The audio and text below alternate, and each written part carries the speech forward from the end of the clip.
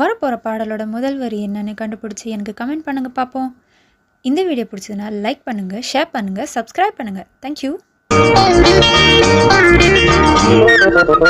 போவோமா ஊர்வலமா, வாயேம்மா சீக்கிரமா, தனியாக போகணுமா, துணையேதும் பார்க்கணுமா, பச்சை குறி மாறி போகாது அடியாத்தி, பச்சை கிளி பாதம் மாறாது.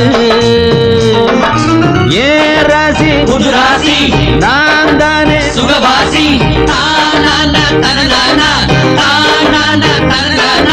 எல்லோரும் பாடு என்னோட ஆடு சந்தோஷமாக.